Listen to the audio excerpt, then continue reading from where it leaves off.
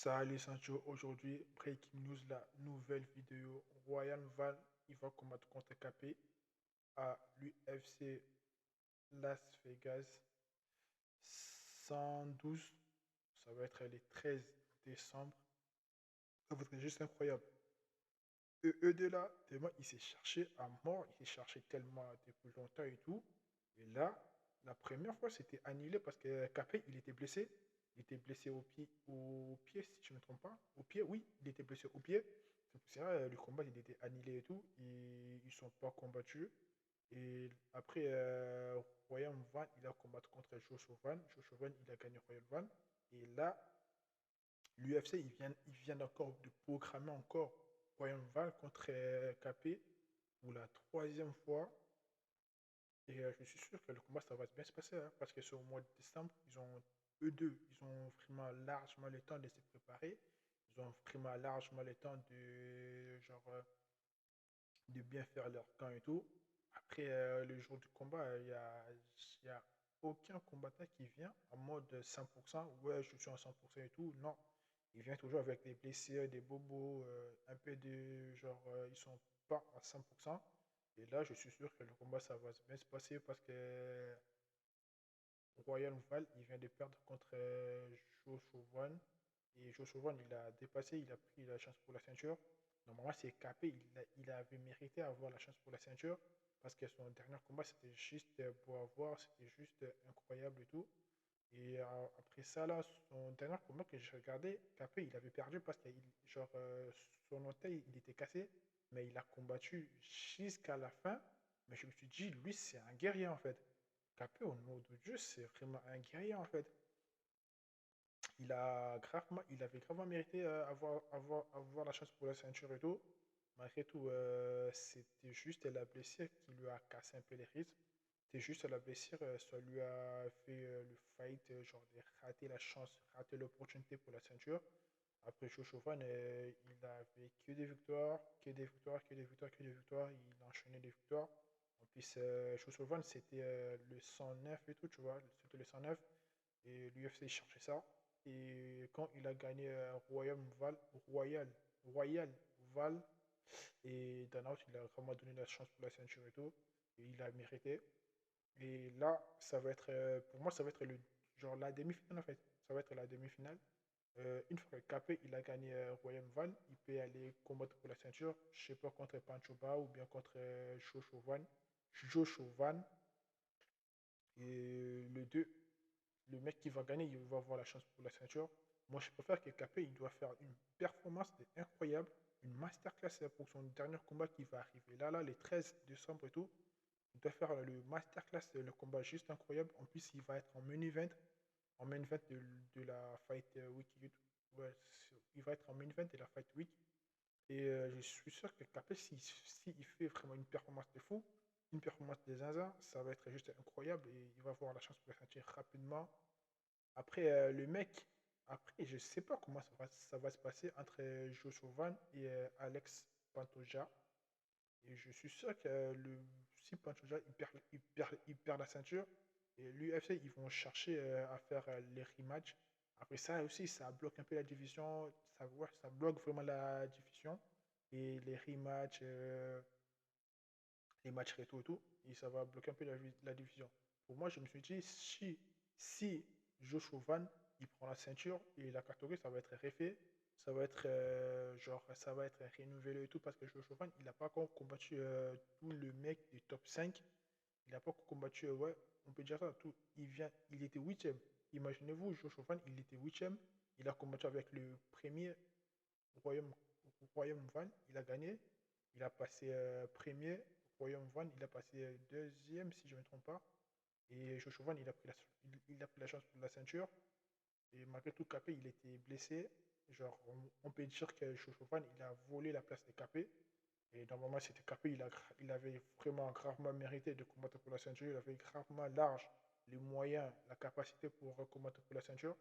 Parce que moi, je voyais que Capé, il méritait vraiment avoir la chance pour la ceinture.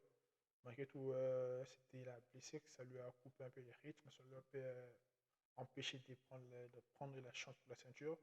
Là, s'il fait un gros combat, il sort avec un KO, avec un TKO, avec une soumission magnifique, beau à voir.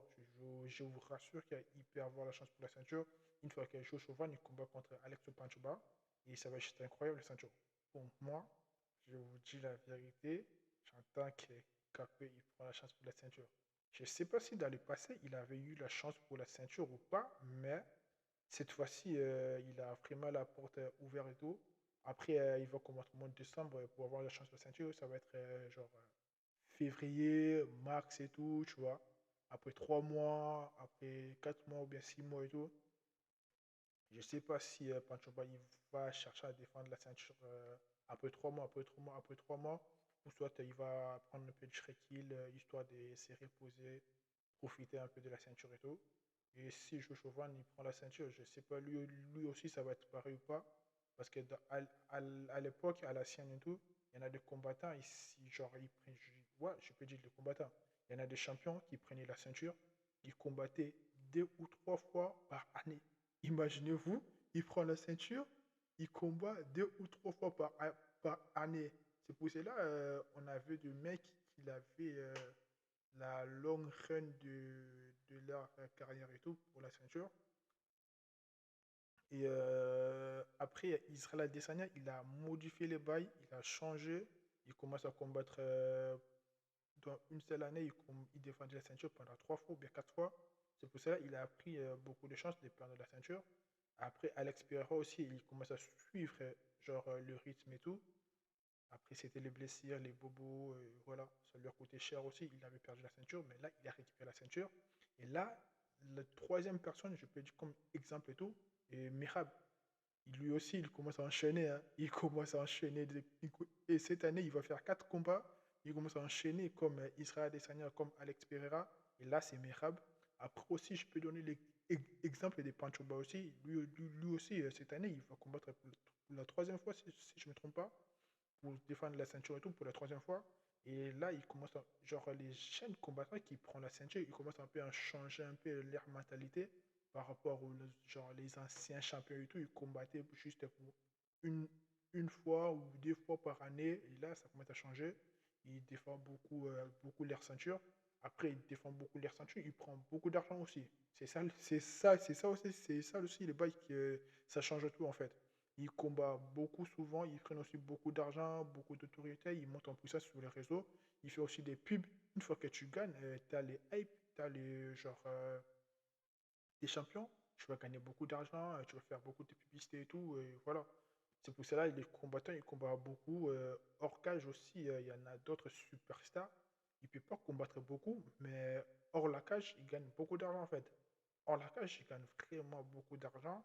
Et cette nouvelle technologie, cette nouvelle génération, ils ont gravement la chance par rapport à les anciens, genre Anderson Silva, John Saint-Pierre, qui encore? Francis Ngannou, il ne gagnait pas beaucoup de sous, il faisait le main event, il défendait la ceinture, il gagnait 600 000. Imaginez-vous, il faisait le main event, il défendait la ceinture, il gagnait 600 000. Alex Pereira, il va combattre pour la ceinture, il gagne un cas. Je dis un cas. Il gagne 1 million. Il n'a pas la ceinture, mais il va combattre pour la ceinture, mais il gagne 1 million.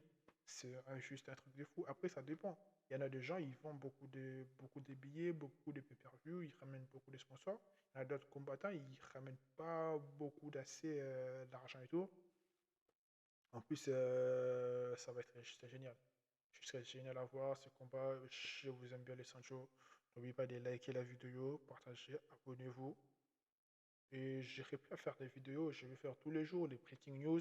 S'il y en a des news à faire, je vais faire tous les jours des vidéos, des breaking news. Et en retour, j'attends juste que vous partagez la vidéo, abonnez-vous, mettez le commentaire, likez la vidéo. Et je vais mettre ma deuxième chaîne, là où je mets des combats des Baki, sous la description et tout. Comme ça, vous partez là-bas pour regarder le combat. Ça va être juste génial. Et on s'attrape les ceintures.